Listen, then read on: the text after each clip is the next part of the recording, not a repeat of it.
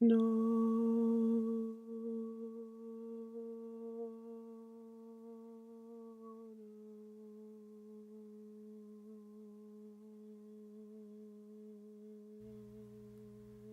Fade in. It's a cold day ending in downtown Montreal.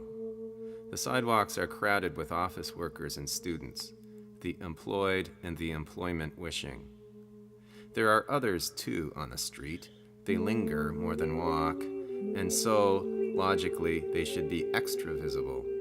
Yet, in the eyes of the stressed out, society's bustling winners, this last group, impoverished and too degraded to expect a salary, discarded and loosened and loose change desiring, are, in the eyes of the healthy, the ranked successful, people who do not exist at all. But my brother sees them. He sees them with pity and multi-tiered fear. He, with his bad skin, bulging belly, dirty coat, smelly hat, is, in many ways, one of them. He wants what they're panhandling for. He's carrying it in a glass heavy bag, in a plastic bag in his hand. But even though his attention is focused on them, the normal people disgust him. When he sees the homeless people's wrecked faces, francophone pale, Inuit tan, runaway red, his heart goes out to them. But despite this unfaked, comradely empathy, his anxious distance is primal, instinctive. His food supply, correction, liquid bread, shall not be shared, shall not be depleted, and so he carries the weighty plastic bag filled with bang-clinking, full liters of Colt 45 and, for good measure, one bottle of blue, and proceeds down Park Avenue, as determined to ignore the street people as the office types and pain virginal McGillers. The sidewalk is so frozen, it's slushy, then freeze-dried curlicues of kick-colored ice are striated into clumsiness-causing shapes. It's hard for pedestrians to keep their footing. "Got any change?" a person's voice says. My brother turns to it. A native guy, Indian or Inuit, he can't figure out which. My brother likes the man's voice. "Got some change there, buddy? I need something to eat." My brother looks at the homeless guy. His face is oval, his skin pocked. He has good features that have been kicked around. The homeless guy looks at my brother. He has pale skin with cheeks both white, with too much inside and rawly reddened by cold. But the reddening continues. It climbs up the bridge of his nose like an ant up a tree and is on either nostril like red lights on a toy car. And he has a big burly beard.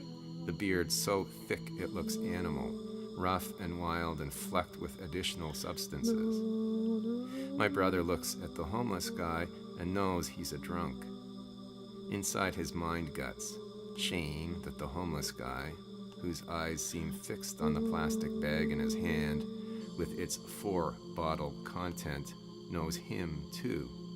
Shame at the certainty the guy sees right through him. This moment of humiliation suddenly bursts, a grenade of embarrassment. "Sorry," my brother mutters. He walks on. The streets, which are bare but covered with snow, continue.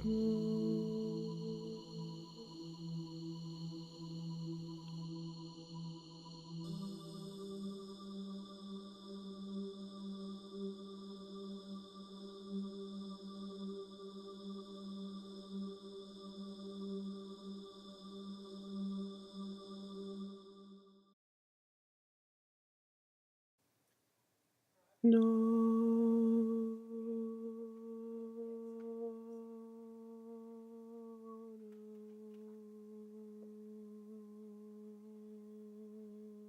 Earth, which has been continuing its spin, has moved Montreal further away from sunlight.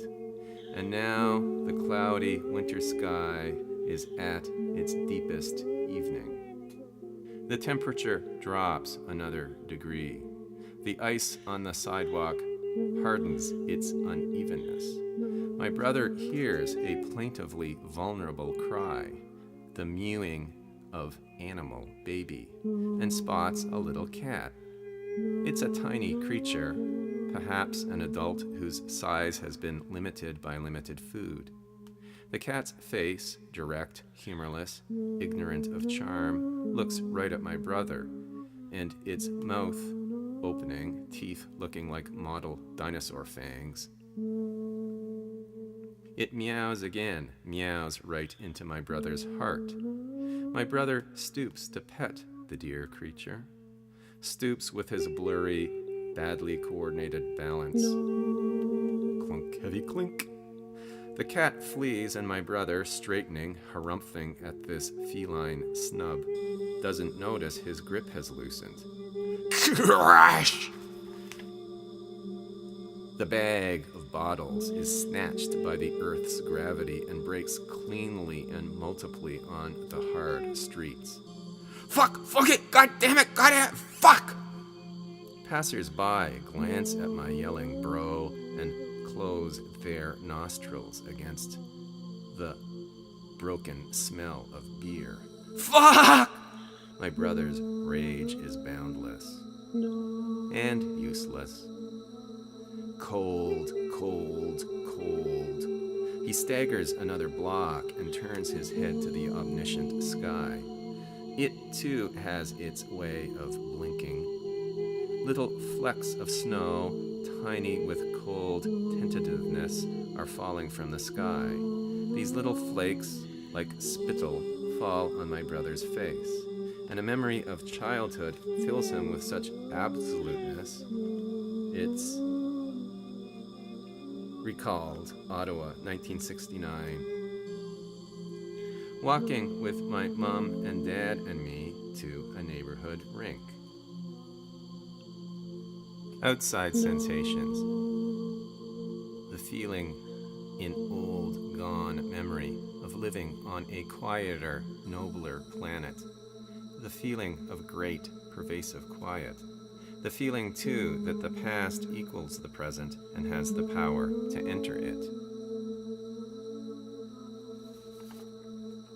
Inside sensations, our rickety home, our bright kitchen, skating for hours outside, returning to heat.